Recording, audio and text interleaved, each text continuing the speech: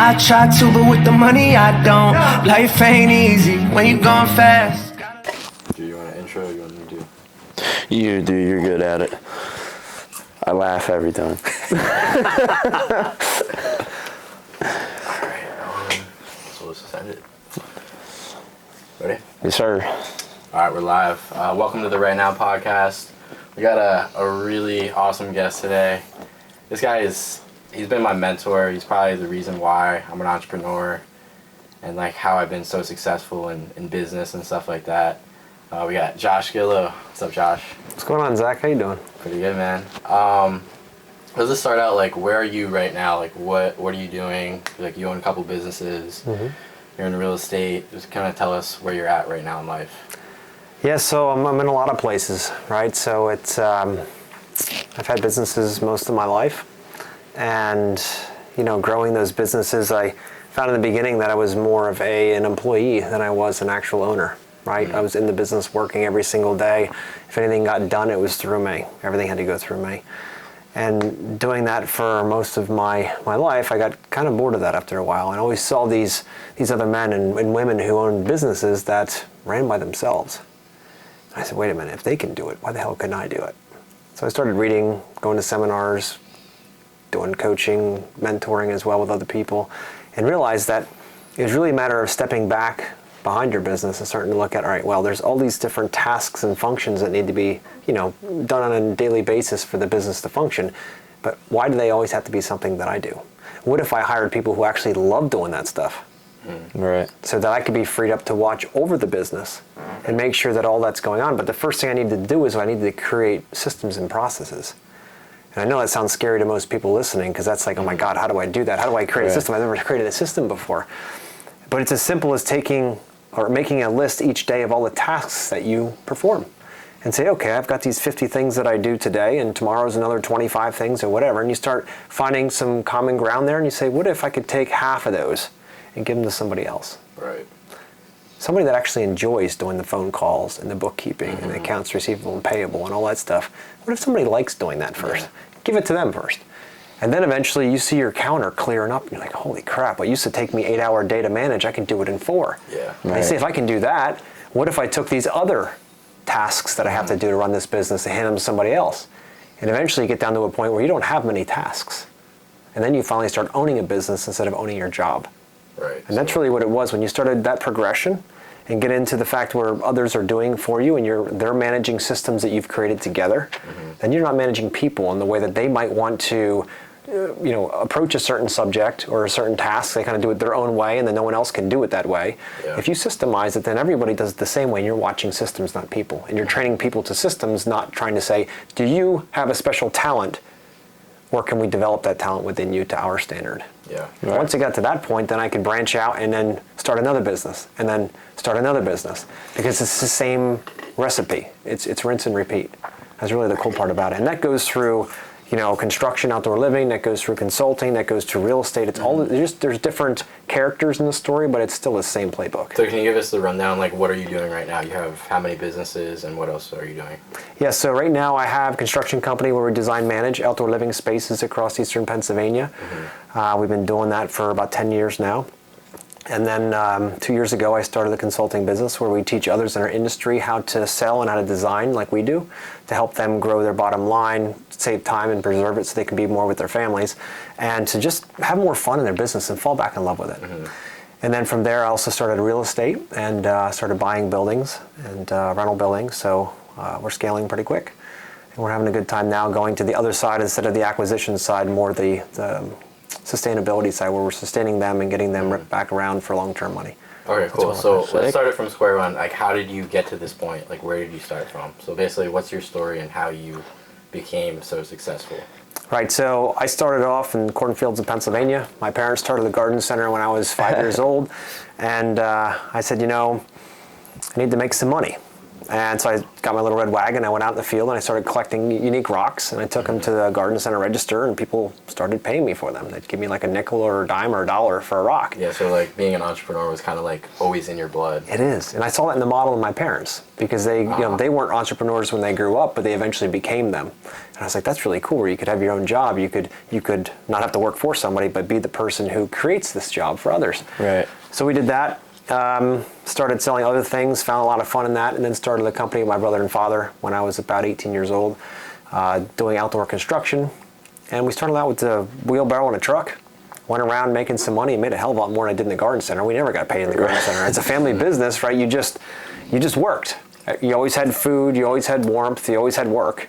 So there was never any, need for more. And then in order to make any extra money, I'd go to farms and I'd work all day baling hay for $20, so I'd have some pocket money.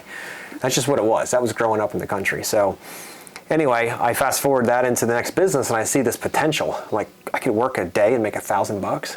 Right. Going from $20 a day, sweating my ass off, to making $1,000 in a day, right. and I'm driving around delivering things. I'm like, this is pretty sweet.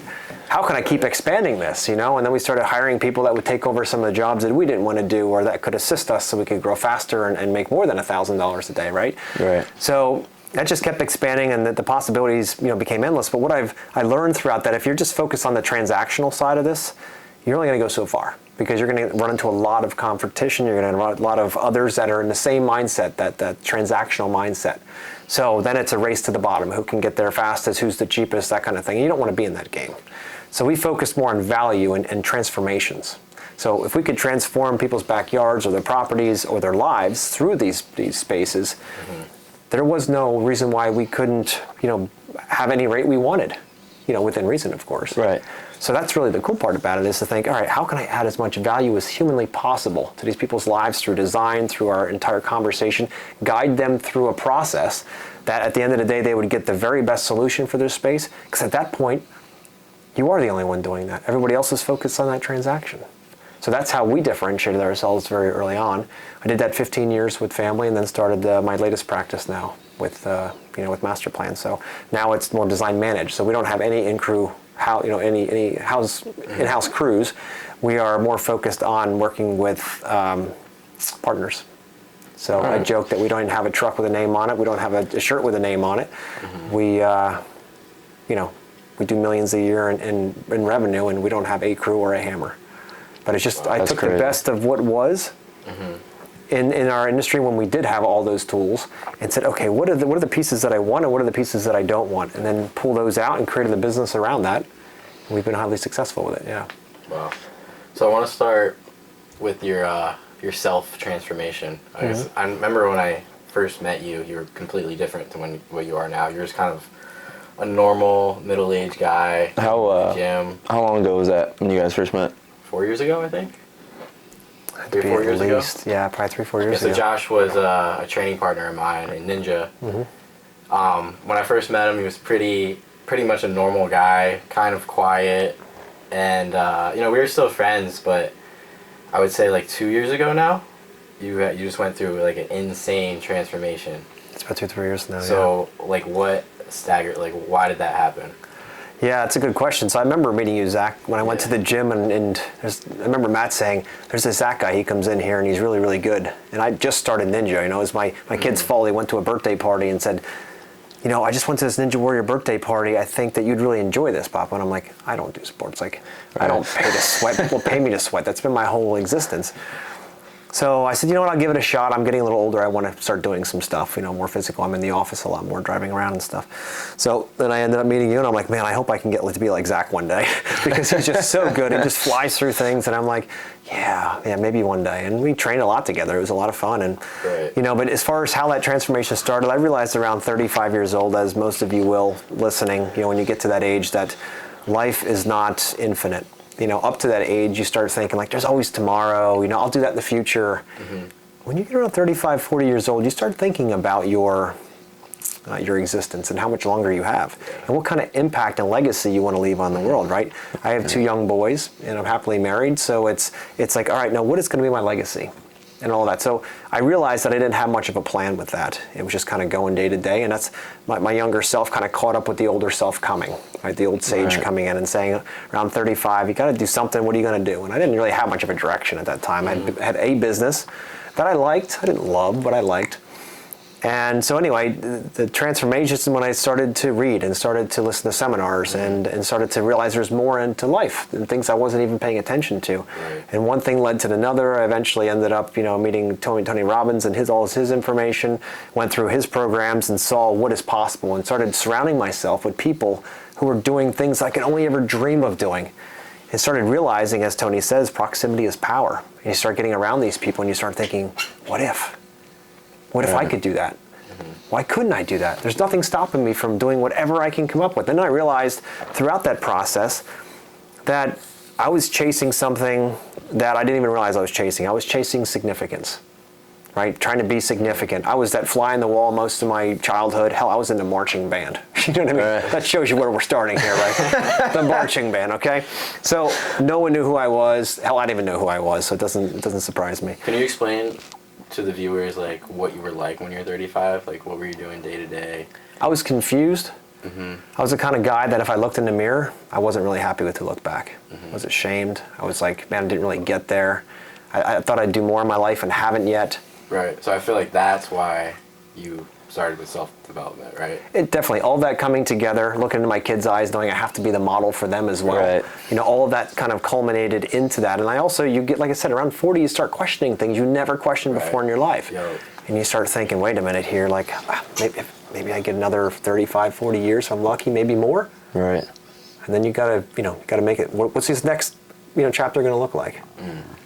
So that's really, where we're going with that. But, at the end of the day, it's really, during that transition, I realized that significance is what I was after because I never had it as a kid.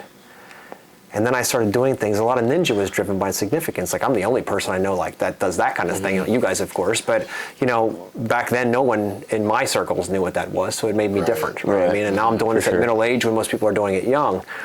And through Tony's work, I realized that significance is a dead end. Right. If you're only going after significance and ego, which as men we do naturally, but doing it without knowing it, right? So I realized I had to switch that around to growth, to love and contribution. Yeah. And once I made that switch, then everything changed. You asked what the catalyst was that? There's 5 human needs, right? Yep. The growth, contribution, significance. Yep. Certainty and uncertainty. Right. Yep. So you have to make sure that in life that you have all of those pieces, but it's which ones you follow hardest or strongest. You value the most. Exactly. They're the ones that really define who you are. Yep. And if you're heading in the wrong direction, which I was through significance, and once I realized that it was about, growth, love, and connection, then I switched gears and went in a different direction. And that's when everything lit up because it wasn't about me anymore. This was about a much bigger picture. That's when I started the consulting side. That's when I was out teaching people what I've already learned. Before I would have kept that shit to myself.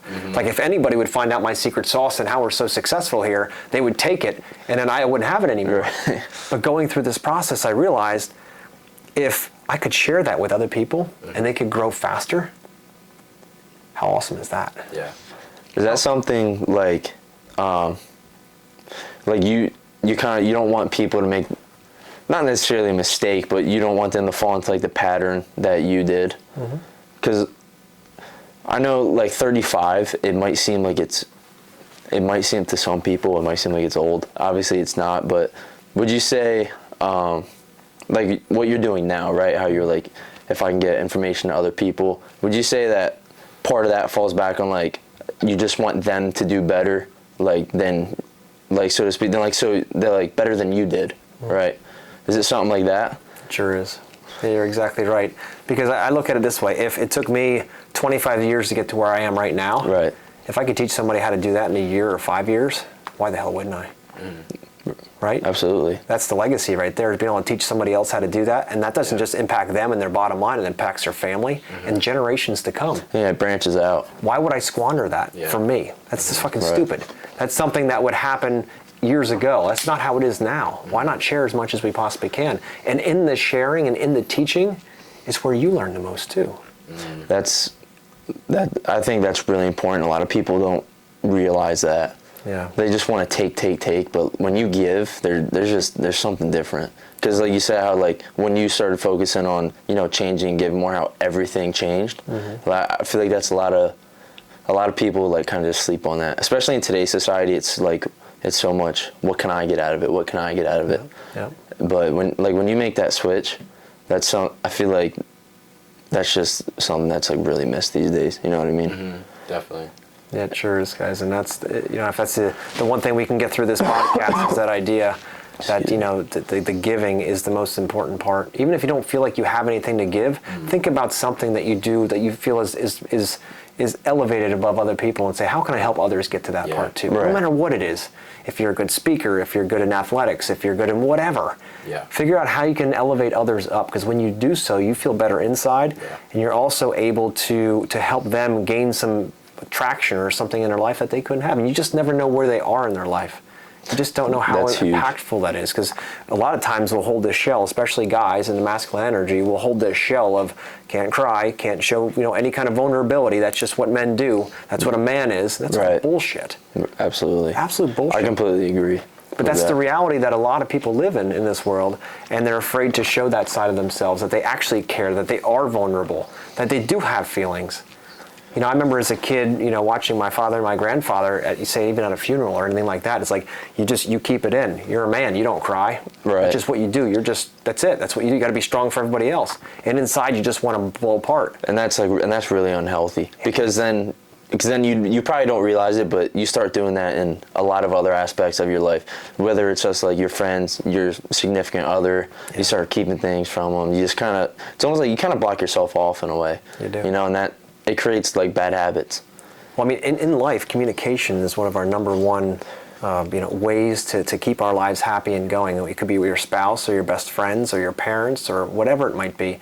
But it's a matter of how much are you throttling back on your true feelings in communication? Are you somebody who lives right now and you say it exactly as it is and you're vulnerable? You show your flaws and you lay them on the table too?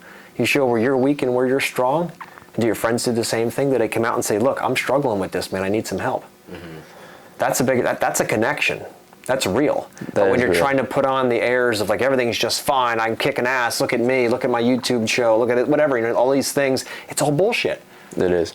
And it's so easy like to have that bullshit, because we actually talked about a little bit of this last week, like technology. Like you can just sit there and hide behind a screen, text someone, yeah, I'm good, and they're like, oh, okay, they're fine. But in reality, that's not real communication. Humans, you need that face to face, that like that real emotional, like you were saying, like the vulnerability, we need that. Okay. And a lot of people, they just don't understand that, But it's a fear, Drew. It's a fear. It is. Yeah. It's 100% fear. Because if somebody knew what your weaknesses were or your fears were, they could use them against you. Right? So keep them things hidden. Make sure nobody can see that stuff, and then do this whole Instagram world where it's all your highlight reel of everything that's just show the good. Perfect. Yep. And not realize the pain that goes on. We're all human. We all have fears. Absolutely. We all have things that hold us back. We all have things that would put us to our knees. Why not face them and be real with it? Because when you do that, the power is in that. That's where like the real growth happens. Right. That's where the real men and the real women live, in that area of vulnerability. I like to say that vulnerability is my superpower. Because I'll lay it out exactly as it is. Whether you like it or not, here's where we are. Here's how I feel about it. If I'm going to cry about it, I'm going to cry about it right then and there. If I'm not, I'm not. It's just what it is. And that's really rare these days. But like you said, like that's your superpower. It's like a gift, because you don't see that a lot these days. But we all possess it. Every human has the ability to do that. They just need to get past their ego. Their ego tends to be a big iron door. Huge. It is. So what did you do to get past that? Like, how do you, for me, you're someone who just doesn't give a shit. You're just gonna throw it all on the table. But how do you get to that point? Good question. I know that was not me. Most of my life, I was scared about what other people thought. Yeah. Most of my life, only up till maybe 3 or 4 years ago. Yep. And through doing this work, through Tony Robbins and other organizations, and doing, believe it or not, firewalks, right? We did some long firewalks, and on one side, I'll never forget, I was in Fresno at this event, and on one side of this firewalk that was over 30 feet long of hot coals, 2,000-degree coals, and barefooted, you're gonna walk across this thing, and on one side they say you need to give up something and you need to walk into something on the other side. I'll never forget this. The lady that was running the show, the only one time I've ever had someone running one of these things that was female, she was a rock star. She's like, what are you giving up? I said, I don't give a fuck what people think. And I walked across these coals and got to the other side, and I said, I am free. And ever since that day, everything has changed. Wow. And when you said that, I bet you believed it. I did. 100%. Mm-hmm. And that's where it just, like you said, since that day. It snapped. That was it. And then, but it's not like you'd think you turn a switch. Right. All of a sudden I went from caring about everything to I don't give a shit. But it was a start. It was a start. And then you started thinking, well, wait a minute here. I've already given this proclamation that I am on. When I say I don't give a shit, it doesn't mean that I don't care about people. I don't care about petty stuff. I don't care about things that don't impact the world and aren't positive. I don't care about all those clients who are, dogging down on me because of this or that. I just don't care about that stuff anymore. If I'm at fault, I own it. That's the end of it. I don't take non-ownership of things. But what happened is I realized that I was taking ownership of everything. Even if it wasn't my stuff. I was taking all the burden of the world and carrying it because I felt like I needed to control all those pieces in order to make the outcome better. Yeah. When I realized that some stuff is just stuff. And clients bring baggage into projects, friends bring baggage into relationships, right. And you have a choice whether you're going to tolerate it or not. I chose what I would tolerate and not tolerate. And I built the muscles over time to be able to say, no, not doing that. And it's not something you're just going to flip a switch and all of a sudden just say, screw the world. It's your daily habits. It's a daily habit. It's you keeping true to yourself and knowing that you are serving no one if you're getting whipped by people all the time or you're doing things that you don't believe in. You're serving nobody. Yeah. You're especially not yourself. Right. You're only perpetuating a problem that they keep adding, these other people keep adding on everybody they meet. And as long as you accept it and tolerate it, you get more of that. And the universe just keeps sending you more of that. Like, I don't want any more of that. Good. Then stand your ground. The universe keeps it away from you. It's a crazy, crazy thing that I can only explain that way. But it's really powerful. That was still a good way to explain it though. Yeah, for sure. Let's talk about like your daily habits. Like you have like an insane morning routine. Can you just talk about that? Yeah, so my morning routine, it switches up as we roll along, but I've learned over the time, if you win the morning, you win the day. It's that simple, right? Momentum. Momentum, exactly. So if you win that morning, you get control of your day. So it's a matter of creating something that you can follow throughout. Stuff that most likely you aren't so happy about doing each morning, but you'll prove to yourself every day that you'll do it. It's that simple. So I like that. My day is typically in the beginning of the day, I spend time with my kids as they're getting ready to go to school. My time, I'm a father, so I want to be there with them during that time. And then from there, I'll spend 2 hours in the morning working out. It's going to either be running or boxing. Now I've added that in, which is kind of fun. And then I'll do mind work. So I'll do meditation. So I'll sit down and I'll just clear my mind out of everything that's going on. And funny enough, I actually look for rotation within my consciousness. I'm just streaming this. Really? This meditation. Yeah, there's a certain rotation that I know when I'm locked in. It's the craziest thing. It's almost rotation. like there's like a rotation. Like when you look at a hurricane on a map, how it rotates. Right. Right. So mine is counterclockwise, and I can see it in my direct line of sight. That's in my sick. Mind. So once I get to that rotation, I know that I'm in state and that I'm meditating, that I'm locked in. It's the craziest thing. I've never heard of that. Yeah. Wow. So, and I get down in it, and I have a song that I listen to that gets me right into that position, and I just think about nothing as much as I can, just let it go, right? Take the pressure off. Then I prime, right? So I'm priming, and I'm visualizing 3 big goals in my life. Priming? Oh, okay. Yep. So priming is more about bringing energy into your body through different motions, incantations, things that you're saying positive. The 2 most powerful words in the English human language, or whatever language it is I am.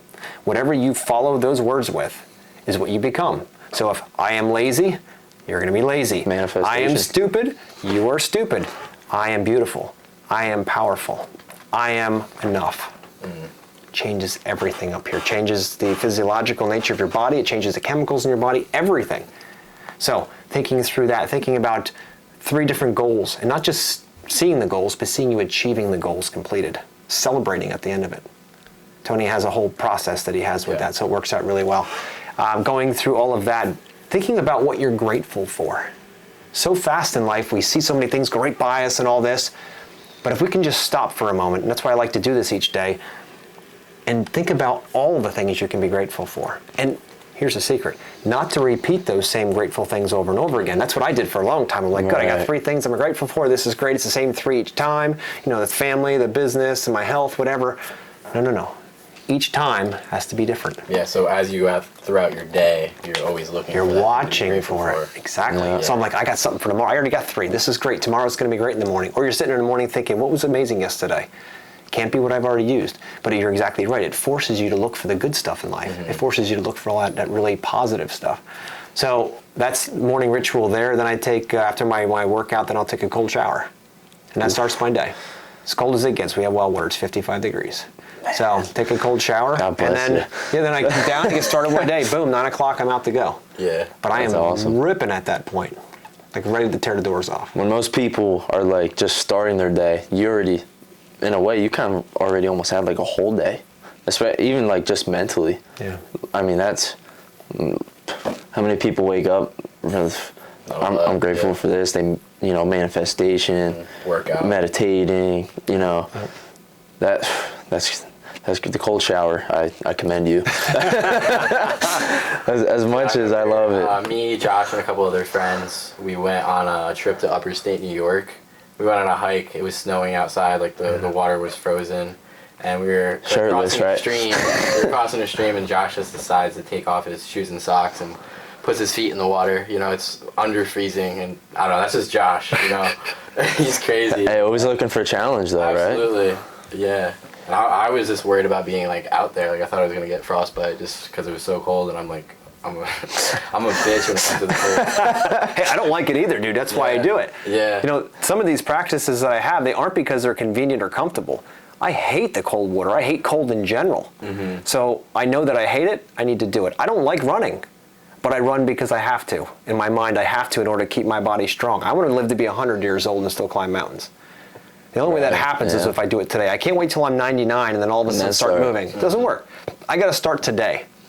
Right. And God willing, I'll make it that far. I don't have a choice in that, but I'm going to give it everything I got to get there. Yeah. Exactly. Yeah. I mean, at least like that's a really big thing. At least like looking at when you get to that point at the end of your life, you want to look back and be able to say, I did everything I could.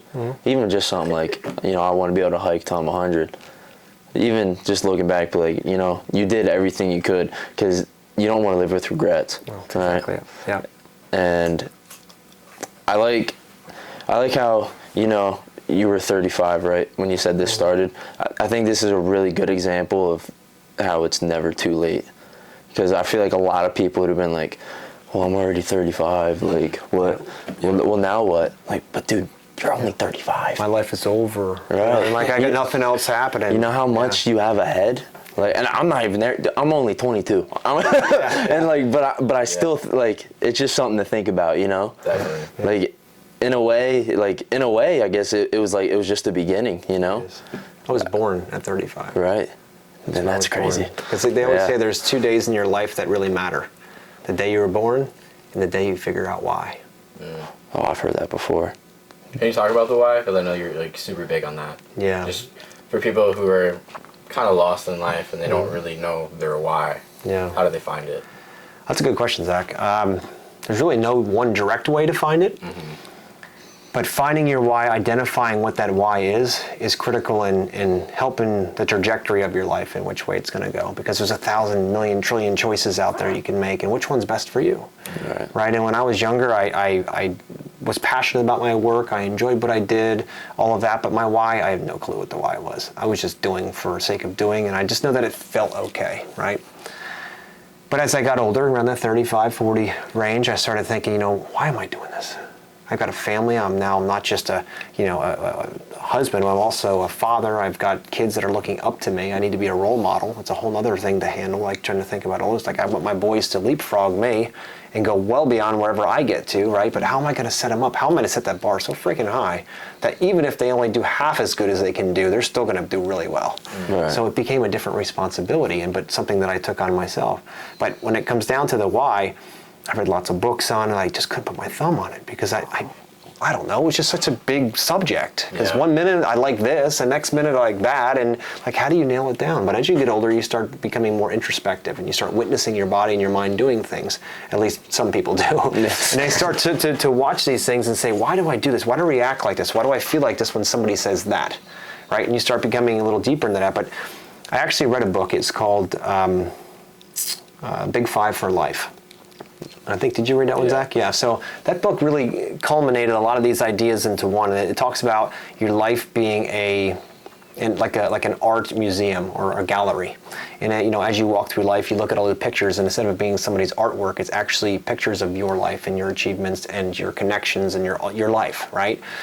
And you want to build the best possible museum you can, or art gallery you can, of all the cool moments. So really, for me, it was a matter of understanding that life is finite and you only get so much of it. And what truly, truly lights me up, because a lot of things make me happy, but what every single time lights me up, and I had to work on this. This wasn't something that just snapped your fingers and you knew what it was, right? So over time, working through it, I realized, helping people, that lights me up. No matter what mood I'm in, it lights me up. Giving, love, just for the sake of loving. Like those three things together were really important. So when I started thinking about trying to put that all together in one little basket, it's more about living a life, like helping people, empowering them to live their best lives, living a life with no regret, as you mentioned before. So I never look back and be like, you know what, I wish I would have tried that. I wish I would have even if I would have failed, I wish I would have went at it. Right. I never want to have that. That's why I go so insanely hard at things, because I said, you know what, even if I fail, I learned something. I don't see it as failure. I see it as a learning opportunity. And all the things that I don't learn are because I haven't tried hard enough. And I'm not failing every single day at something. I'm not trying hard enough. Right. And that's another big, like you mentioned, like a big fear. People are so afraid of failing. Yeah. But I really like that. Like you didn't fail. Like you just learned. And realistically, like what's the worst that happens if you fail, right? You learn something. Learn something. And then try it if you again. can let the ego go. Because if you're worried what everyone else thinks, and you think they're all watching you, right, then when you fail, you feel like a failure. Most of the time, they don't even notice. And that's not even like, we were talking about this on the way up here, how a lot of people, I feel like they create problems that like almost don't even exist. Like if you sit there and you care about what other people think, but I promise you, probably no one really cares. And it's not a bad thing. Like, and I'm not saying that in like a bad way, but like, no one really gives a shit. Like, just go for it. You know what I mean? And what's the worst that happens? You fail or you didn't like it? And like you said, there's a million other things out there. Like what? And if there is judgment, that's on them. Right. Not on you. You can't control that. It's outside your control. Problems inside your head. Yeah. Just control. You can control. You can't control how other people feel. Nope. So why worry about it? Exactly. That's exactly it. But it's easier said than done. Because we've been conditioned as a society. We've all done it. Yeah. Yeah. It's exactly. How do you define ego? Ego is like this. How do I define ego in this? Is it almost like you have your mind and your ego, like they're almost like two different things? They are, yeah. So I became aware not too long ago that you can witness your body doing certain things, right? This is a perfect segue into the event that I was just at, right? So I went to a boxing event. It was a men's event, about 20 men there from all over Canada and the US. And we had a very, very incredible time together, getting to know each other. It was kind of like UPW for 20 people, right? Wow. And they used boxing as the metaphor, right? They were all different ages, from 68 down to probably 30, right? So it was a huge mix of people.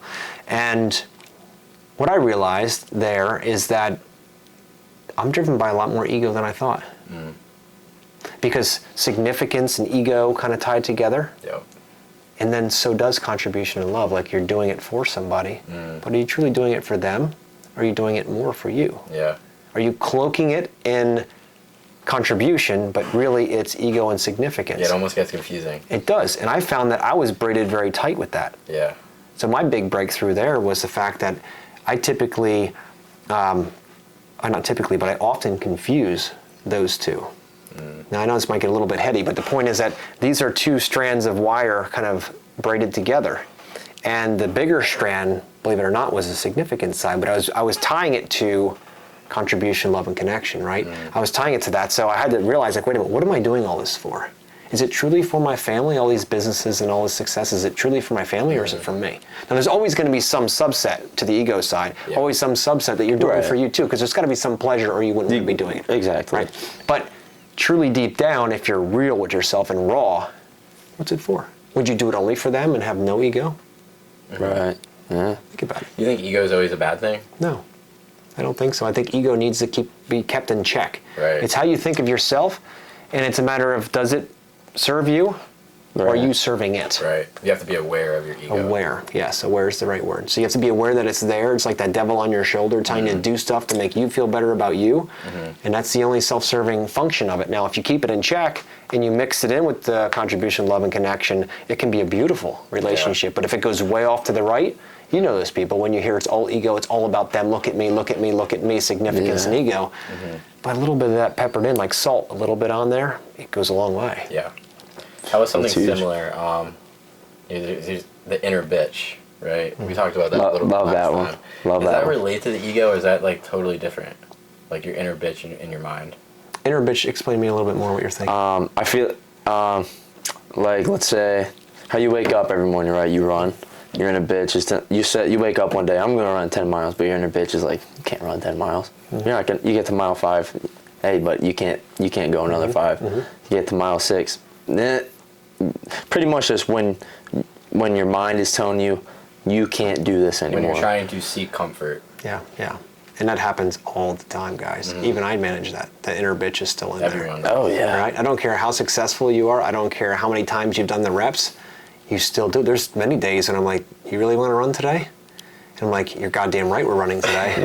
And if you keep it up, we're going to double it. Yeah. Like, but that's the kind of game you have an inner mind, right? You have the opportunity to assign meaning to everything that happens in life, either happens for you or to you, right? And when these things come up and you say to your mind, you can hear it, you know it, you feel it. You don't really need to run, nobody's watching. 2 miles, 5 miles, who cares, right? As soon as my mind tells me that, I said, oh, okay. So now we have to. Now you have to. Now we're going up the hills you don't want to go up. Now we're going to double the distance you didn't want to go. Yeah. And once you do that a few times and you teach that inner bitch that you're in charge, dude, that's when your confidence goes up because you can trust yourself. Yeah. That's when everything goes up. But yes, I'm even guilty sometimes of listening to the inner bitch. It happens. It's not every single time. Absolutely. We're human. But if the majority of the time you won't let that thing speak, or when it does, you spank its ass and put it back in the corner, Hell yeah. then that's where you can really grow, because that is always trying to keep you small, trying to keep you safe. That's what its job is. Yeah. Don't go too close to the ledge. Don't do these extra things. Don't do the extra reps. Don't buy these extra buildings. It's too risky. They're trying to keep you safe. And when you say, Comfort. nope, dude, because I know one thing, you throw me in a fire, I will get out of it. Right. All right. And I'm going to learn a lot doing that. So that's why I have very much a ready, fire, aim mentality when it comes to business and life. Can you explain that a little bit? Ready, fire, aim? Yeah, so typically you're taught ready, aim, fire. Yeah. Right? Yep. You ready the gun, you look out through the sights, hold your breath, you aim really good, and when you're ready, you fire, when everything's perfect. Problem is that in life, that's not how it works, especially business, right? So you have to build the skills to be able to say, I know it's a good option, I know it's a good idea, I don't have all the answers. So the aiming part really doesn't exist. But I know that's where I want to go, I know that's the direction that's going to serve me best or serve the team best or whatever we're doing, right? So I'm going to ready myself, I know where I'm heading, I'm going to fire, go at it wide open, and figure the rest out as you go. Yeah. That's where the adventure comes from. Most get stuck in the aiming and they won't pull the damn trigger. Analysis paralysis, sit there and they just sit there and look and look and look. I don't know, the wind's not perfect, this isn't perfect, that's not perfect, and pretty soon they're 80 and dead. I'm not ready yet. Then they're 80 and they're dead. They did nothing. Yep. I feel like, in terms of that, like I'm not ready yet. I feel like you never really are ready, and like you were getting at, like you just have to fire. Just gotta fire. Because I mean, you really don't know until you fire, right? Until you set that momentum in that direction, Yeah. and then you will have to figure it out. And the craziest part, guys, the confidence you build in there, it's insane. It's insane because now your ass is on the hot plate. You need to figure this out. And when you do, when you're under that pressure, you have to perform. That's the best part about it. That's If true. you have a choice when you're aiming and you aren't firing, you can have that little bitch goes off. Yeah, you can't do this. What are you doing this for? If you fire right now, you're going to miss. It's going to be horrible. You're going to go bankrupt. You're going to do this. You're going to do that. All these problems. Your brain comes up with 1,000 scenarios. But once that bullet's moving, and now you're aiming that thing as it's moving, Yeah. you don't have time to listen to that bitch. Yeah. Because you just got to get things done. Right. Yeah, I think a good example is like when you have like a deadline for something. Yeah. And a lot of people wait to the last minute, but they still get it done. Yeah. But like at that, like the last couple of minutes, like they're just going at it and they're not tings about it. Exactly. They're just doing it. They're in the do. Yeah. And if you can do that without having to go right up to that deadline, deadlines are great for that. Exactly. Like this is the time it's got to be done, and somehow you pull this Herculean energy out of the universe, and you put it in, and you're like, I did all I was worrying about for months. I did it in 3 days. Yeah. Right. All of that worry. Look, if I could do that, what else could I do? Then your ego sets down a little bit, and your confidence goes up. Like, I can do that. Right. Right. Look at that. I just proved to myself I can do it. If I can do it in 3 days, what can I do in 6? Yeah, true. But you got to set that freaking goal out there. You got to shoot that bullet, and you got to chase it. You can aim it as you move. Yeah, you have to decide that you're doing it Yep. and cut off all possibilities. Burn the boots. Yep. That's what it is. And you know what? Worst case scenario, you learn something. Right. Yeah. It's gonna get you somewhere else. There's like a big circle that we were just talking about. Yeah. And I know all when I comes started back. consulting right in the beginning, I've never taught in my life.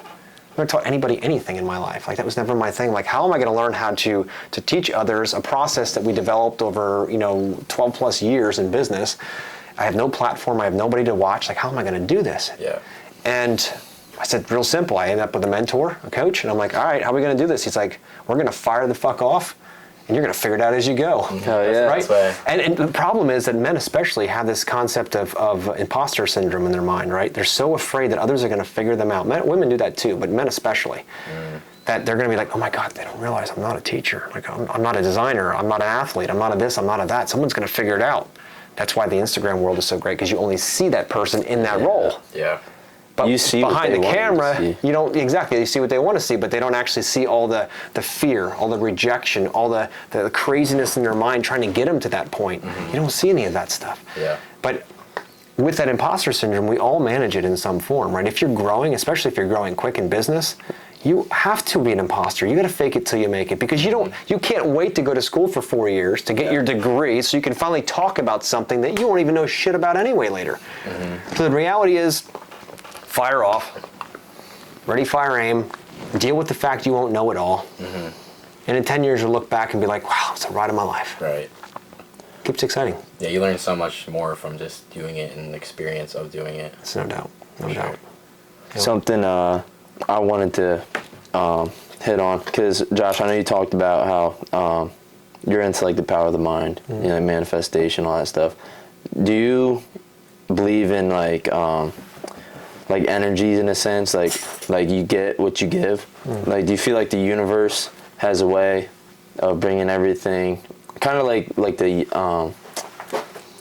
almost kind of like good karma, good karma or bad karma? Do you feel like the universe has a way of like bringing it back? Like if you do something good, it'll give something good back to you, or 100%. if you do something bad, you believe in that? I do, absolutely.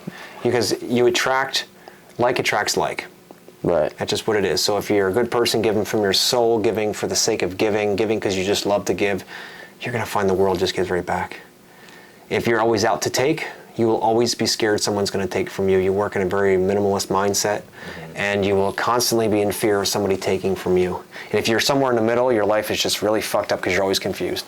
So find one side, sit on it. Yeah. And I just- feel like it just yeah. makes sense. It's just common sense. Yeah. Like karma. It's just common sense. It is, and it's real. And it's like inside your head too. Like if I'm doing good, then like good things are gonna happen to me. If I'm Exactly. doing bad, bad things are gonna happen to me. Yes, it's exactly right. It's exactly right.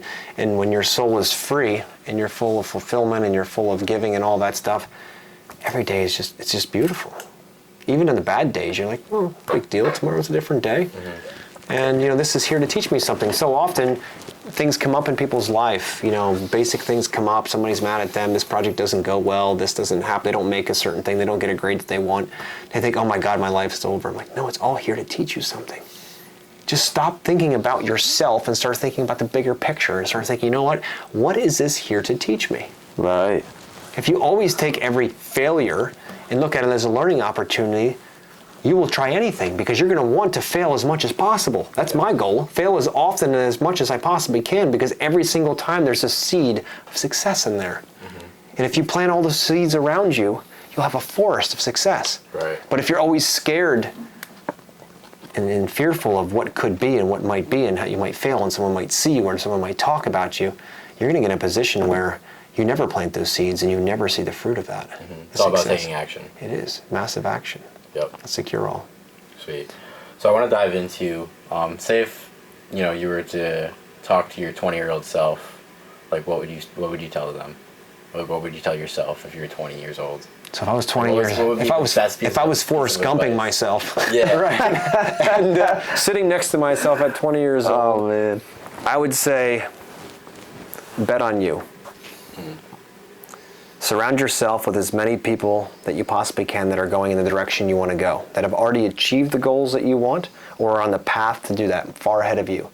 Because you become the aggregate of the 5 people you spend the most time with. You become who you hang out with. So Absolutely. do that. Build confidence young by taking action and by taking chances. I played it safe when I was younger. We took some risks, but not nearly like I'm doing now. Yeah. And start looking for coaches and mentors. People that you can stay accountable to and tell them your goals and dreams and have them keep your ass in line. Because it's easy for you to make a dream or a goal for yourself, forget about it because you're the only one that knows about it. But when you start telling others about it, it becomes real. And then you're not letting just yourself down, which is anybody can do. Yeah. You're letting them down too. Yeah, I always go back to like the marathon thing. Like, what's the first step if you want to run a marathon? Like, sign up for one and tell everyone that you're Exactly. going to do it. But yeah. That's exactly it. Because at that point, you can't go back. Yeah, because everyone is keeping you accountable, not just yourself. And when you get to that mile 6 and your bitch is yelling at you like, just stop, you'd be like, 20 more it's not for miles? me. Not today, It's brother. not for me. If you want to do that, I had a guy in a podcast a couple weeks ago, incredible guy. He was 300 and some pounds, and he was going to run a marathon. When did you ever hear that happening, right? Totally out of shape, going to run a marathon. David Goggins over here. Right. It's like, Fuck it. Yeah. but this was this guy's goal. Yeah. And he said, so I obviously signed up for it. I told everybody about it, and then I signed up for a charity. I knew that I wouldn't be able to do it right away. So he actually hired a coach, 11 months of training to get him to be able to do this. Then he signed up for a charity because then he's thinking all those kids that'll starve or not have water, I think it was fresh water was a charity, that would die of thirst Right. if he didn't finish this marathon. You talk about wiring yourself with a lot of reason. Right. Why? The why is huge. Why. That's exactly what's his why. It was those children. So he pulled through that, and he actually made his first marathon at 300 and some pounds after training for 11 months for it, so he could make sure those kids had water. Wow. That's And then crazy. he did it again a year later, and at mile 9, he blew out a groin muscle. He walked 17 miles because he was not going to give up on those kids. His why was strong enough. It didn't push him. It pulled him to that finish line. Wow. And he just finished his next one that he finished up now. Now he's like I think it's 200 and some pounds, but he's definitely helping, growing that way and shrinking up and getting more muscular. But still, a person you would think that with no way they're going to do that. Yeah. But his why is so wired to the charity that he's working with that for him, there's no other option. He will finish that unless he dies. Yeah. When that's your level of commitment, nothing's impossible. Wow. Do you think something like even that small, just I'm going to sign up for this marathon, could go on just to change? Because it probably changed his whole life. Not just from like a running, but like take the physical part out of it. But how you said, charity, had a coach, and I'd be willing to bet his life probably changed for the better. And I kind of want to hit on this, like it's not just gonna something not gonna just smack you in the face to change, right? Like you didn't wake up, you weren't just going through your day one day and something was just like, you need to change, bud, right? Yep. It's just something as small as, all right, I'm gonna sign up for this marathon.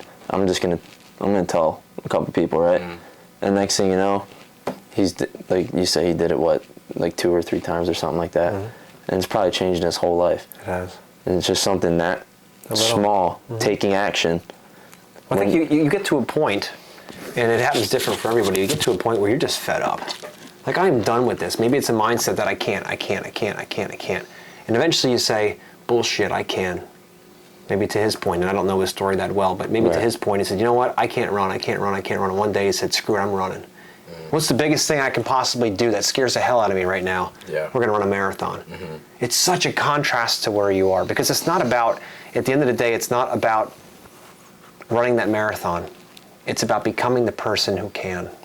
Yeah. It's the journey. It's bigger than that. That is the success, not the goal at the end. The mindset that you get.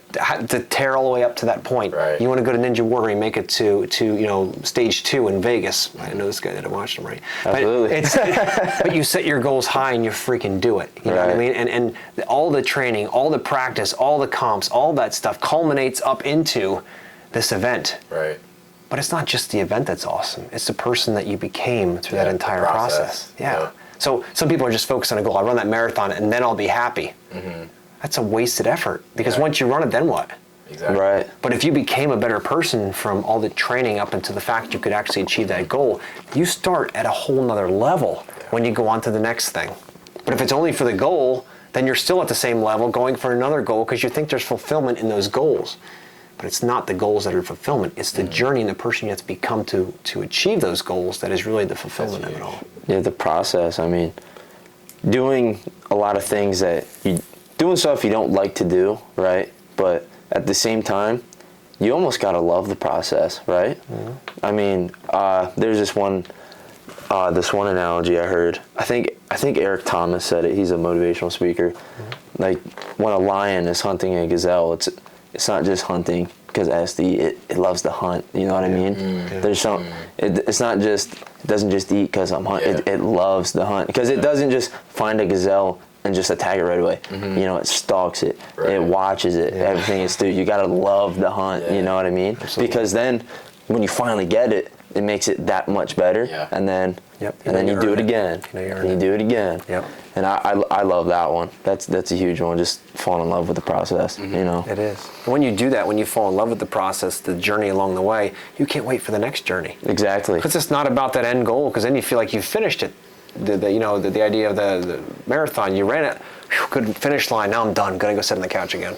Right. Hell no. You're just going to be back where you started. Yeah, but you won't even want to, because if you're growing mentally as you're growing physically to be able to achieve that goal, and then you can run that marathon, you're now, like I said, at a different level. And you start here to the next one, and you keep leapfrogging all of that. But if you just go to the goal and you're like, great, I got it, put the trophy on the wall, I'm done. I'm going to sit back now. Sit back on easy street, I got the goal, but it never changed you. I'm going to get comfortable again. Yep. Yeah. If it doesn't challenge you, it doesn't change you. And it's really, most people are scared to death of change because they're comfortable. Comfort is another reason why you'll die, right? Comfort's a drug. It is a drug. It is absolutely a drug, and most people are completely overdosing on it. Yeah, hell, they seek it. Yeah. They just want it. That's why, like you said, like fear. It's such a big thing. It's human nature. You want to be comfortable. It is, but it's so normalized in today's society. Just even something like Instagram. We talked about this, how you get addicted to it. You get comfortable. I just want to show people the good all the time. Yeah. And you don't even realize you do it, and you just fall into that endless cycle. Then you start getting your worth from that. How many likes do I have? How many comments do I have? And if you don't, then you don't get the dopamine hit, and then you're like, oh, I'm a failure. Pretty soon you're slitting your wrist. It's fucking crazy. It is crazy. Do you have Instagram? I do. I don't know if you might not even remember that. I actually didn't even remember it until like a week ago. Someone brought it up to me. But I remember when Instagram did away with like other people seeing how many people liked your post. I did hear about that. Yeah. Everyone started losing their shit. Yeah. It's like, what? You don't need validation. I got 200 likes on my post. Like, what validation comes out of that? That's what that whole system's designed around. Exactly. Dopamine. It is. It's all that dopamine. instant. Yep. Oh man, that feels good. I'm popular. I got more likes than that person. I've got more followers than this one. Even at the time, Jacob, my 12-year-old son, he was in this thing called Scratch, and it was like it's a coding software that's governed so the kids don't get weird people on there. It's all kid-based, right? It's a platform, and they would go in and code stuff and make projects. And for him, each day he'd be like, "Oh, I got so many likes and so many shares and so many faves and all this stuff." He'd come home and I'm like, I don't mind that you do that, but please make sure that's not your self-worth coming from there. Yeah. That others are validating that for you. Make Because sure self-worth comes from in here. Yeah. It's not from what others think of you. And if you start that mental retardation early, you will your entire life constantly be, reaching out saying, what do they think of me? What do they think of me? What do they think of me? And it took me 35 years to get rid of that out of my head. I don't want you to start at that. If I can help you at this age get around that, because no one talked to me about that when I was younger. We didn't have Instagram either. But the point is that we didn't, the thing is that having that, your self-worth coming from what other people say and think is one of the biggest reasons or biggest problems we have in society right now. For sure. You know what I mean? It's something that we hopefully will get around. And as social media evolves, hopefully, that we actually get past that and people start realizing it has nothing to do with that, but that's what it's designed to do. Absolutely. Would you say, for your first 35 years, thinking about, just always caring about what other people thought, whatever, would you say in a way, almost like that was your why? Like you were doing stuff because of like what other people thought? Oh yeah. I would say, I don't know if it's the why, but I do know that it was a major driver in my decision-making process, especially with clients or friends or whatever. If they'd asked me to do something, I'd always say yes, because if I said no, what the hell would they say? Mm-hmm. I myself was never in a fist fight my entire life, so confrontation to me was something I'd stayed away from. So to say no to somebody could elicit some kind of a confrontation, so I just say yes to everybody and do stuff, right? They'd call and I'd say, yeah, I'll be the first out, no problem, let's do this. But then I found that they were robbing me of my time. They were robbing my family of me being present with them, all because I didn't have the strength to say no. And I was doing it unconsciously. I was just like, well, yes, this is what you do. You always say yes. You can't say no in a business because they might write a bad review if you told them no. Well, I got rid of that shit quickly, right? But to your point, it's really a matter of making sure that you're not trying to help everybody else and not help you. That's why on the airplane you put the oxygen mask on yourself first and then on your family and friends. Because if you aren't alive at the soul level, how can you serve them? It's that simple. Yeah. Some people call it selfish. I call it selfless, because when you have to take care of yourself first, then you have the capacity to help other people. Yeah. But you need to do the self-care first. You do. And a lot of people really sleep on self-care. They do. They think, especially men, I feel like they think like it's weak. Like meditate. Like, I think it's the opposite. Who does that? Who meditate? Like, dude, do you know the power? Like, I'm sure. I mean, you've experienced like just how good you feel after like a nice meditation. Like your mind is just like the power that comes from that. It's all about focus, and when you meditate, you get all that stuff out, and you just focus on what you really want. Yeah. Yeah. And the first couple times, even dozens of times, it's weird. It took me a little bit of time to get used to it. Like you shut your eyes and you're like, all right, what am I doing? Like my legs twitching, like this, like your mind just running. That little fucking machine in your head is running. Right.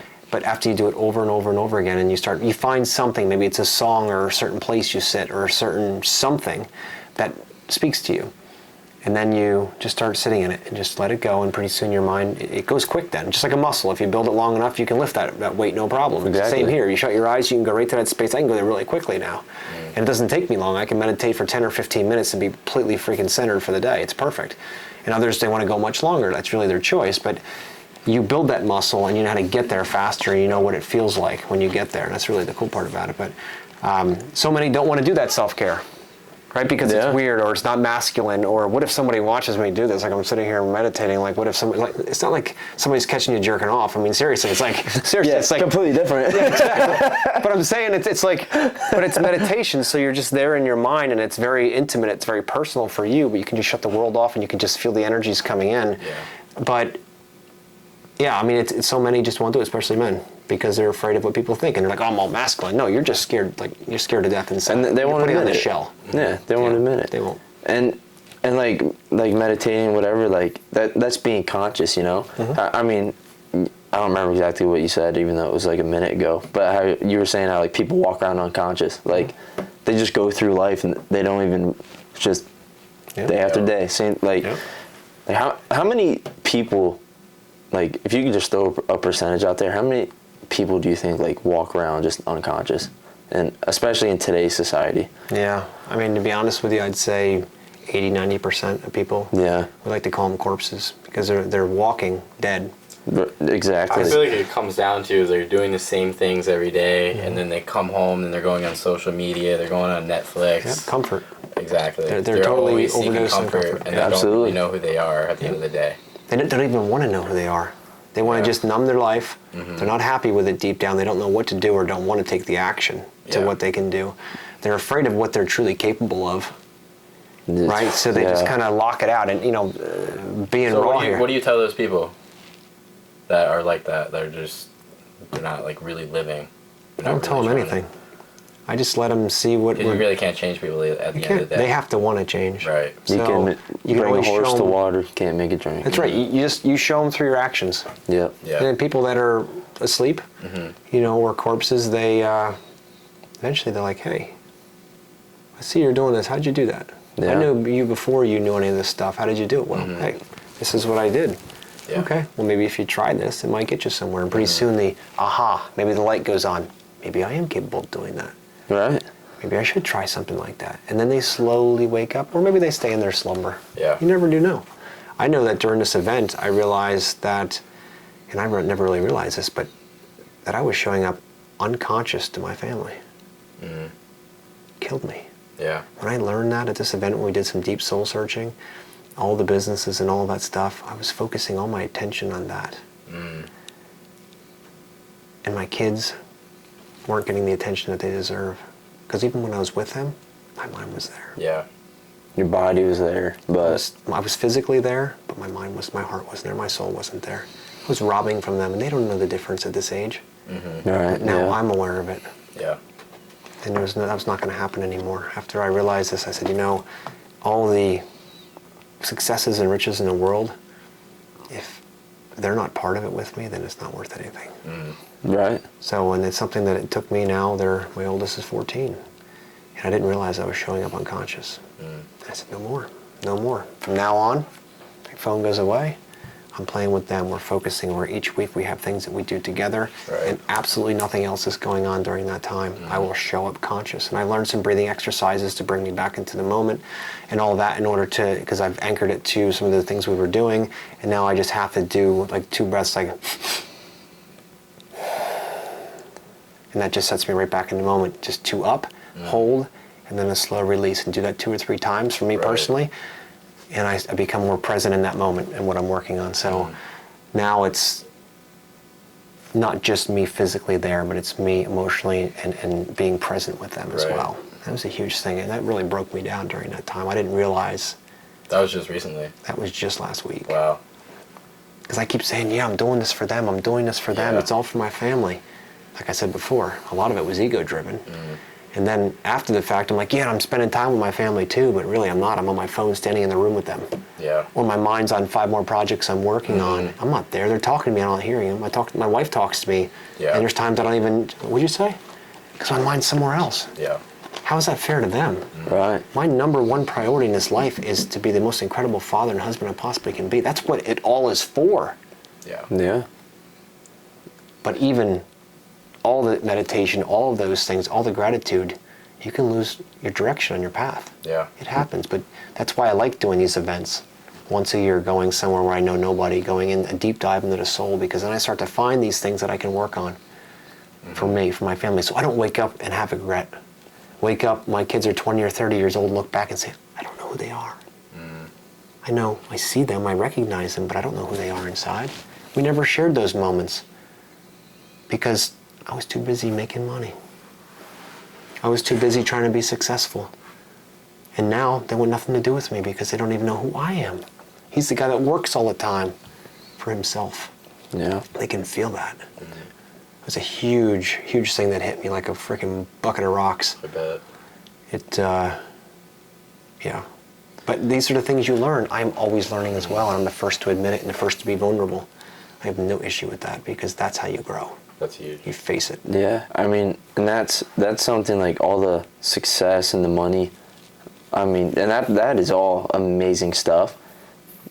But also at the end of the day, like you can't take that to the grave with you. Okay. You know, when it's all said and done, you can't. Oh, about my money, you can't take that with you. Okay. You know, you can't. But those experiences, the conversations, the connections, stuff you have with your kids, your significant other, your friends. That's all stuff, like that's timeless. It's priceless. You can't put a price tag on that stuff. And those are the things that truly impact you the most, I feel, and like that you'll remember forever. Yeah. Those are, because like I always say, when like if you were on your deathbed, You're not gonna be sitting there, oh, get me my Ferrari, get me my stack of cash. No, what do people always ask for? They want their family, their friends. Yep. You know, that's something that always hits home. Yeah, you always go back to those like good memories. Yeah. You don't go back to the money. You reminisce on them. Yep. Hey man, remember this time? Remember when we did this and that? Exactly. But imagine a life where you could have both. You could have success, great success, and live with no regrets. But you've got to live consciously. Yeah. Yeah, that's a huge and part. intentfully, because it's so easy to get pulled into the allure of money and success and Ferraris and big houses and all that stuff. Right. It's so easy to jump into that, but at the end of the day, like you said, there's no way to really call that a good life at the end, because when all things come to the end, it's not those things you call for. You want to be surrounded by your family, you want to be surrounded by those. So if they estrange you, throw you away because you were always chasing those other objects, what good is it all? Yeah, I feel like this is huge because, I mean, most of our audience is definitely younger, and hearing this now is absolutely huge for them. Yeah.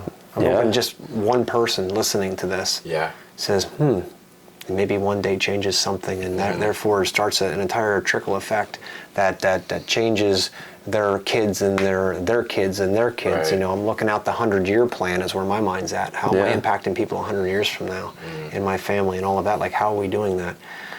So just because you don't think you're doing a lot now doesn't mean you don't have tremendous potential. Yeah. But it's finding that why. Definitely. What gets you up in the morning? Why can't you just got to tear the freaking sheets off and go? You don't need an alarm clock. I have an alarm clock in 10 years. You know, you get up and you're like, oh, you told me it's good. It's 4 o'clock. It's good to go. Let's roll. Right. It's 3:30. Perfect. I get an extra half hour today. This is perfect. You know what I mean? It's like, that's the thing. You get up and go, right? Yeah. It's not like, oh crap. But if you have that kind of lifestyle where your dreams and your ambitions pull you out of bed in the morning, and your wife's pulling you back in bed, like stay in bed longer. I got things to do. Gotta go. Right? But that's fun. That's when life really starts lighting up. When you get that. But if you're like, oh crap, when you hear the wake alarm. up excited. Exactly. Every day you're excited. And you're like, I don't know why I'm excited. There's a lot of days when I got a lot of stuff that I probably don't want to do. Yeah. But I'm like, you know what? I'm going to make the best of it, learn the most I can today. And by the end of the day, it's over. We can do it something else tomorrow, right? But you know what? It's another day though. Yeah. You know, I'm sure there's a lot of people out there, you know, wishing, man, if I just had one more day, you know? Yeah. And that's part of like the gratitude. It is. Just waking up like, man, I got another day, and anything can happen. And there's so much beauty in that. Whether it's like a bad day, so to speak, or if, you know, it's a great day business-wise, or, you know, you saw a friend you didn't see in a long time. Definitely. You know, and I'm not a big believer in like having a bad day, because it's 24 hours in a day. You're telling me all 24 hours are bad, or did just one thing that lasted 2 minutes, and did you allow that to ruin your whole day? Yeah. And what meaning did you assign to that 2-minute segment? Right.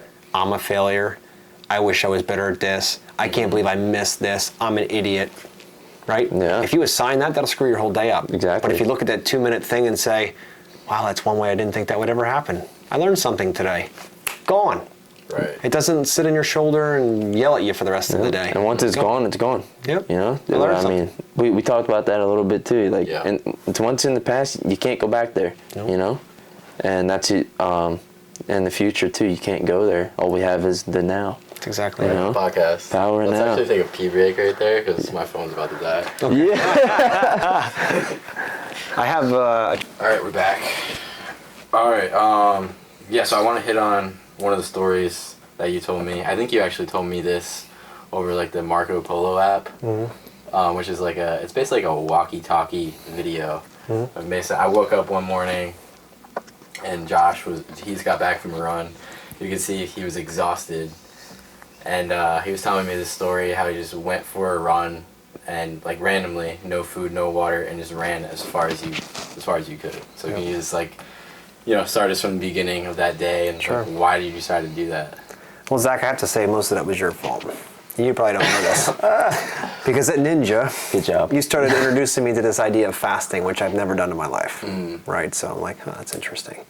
And then you started saying, well, hey, I went for a run, right? I went for a 5 mile run. And like, well, so I can do 5 miles. Why can't I do 7? Right? Trying to one up, right? Shit. And I'm like, all right, but I can do that for sure, right? So we kept going. And then I think I got to 13 miles, and maybe you did too. I don't remember exactly I think how it what it worked. was, I think me and you ran a half marathon, but we just had the goal at the time. And Right. next thing you know, he like a week later, he just runs a half marathon out of nowhere.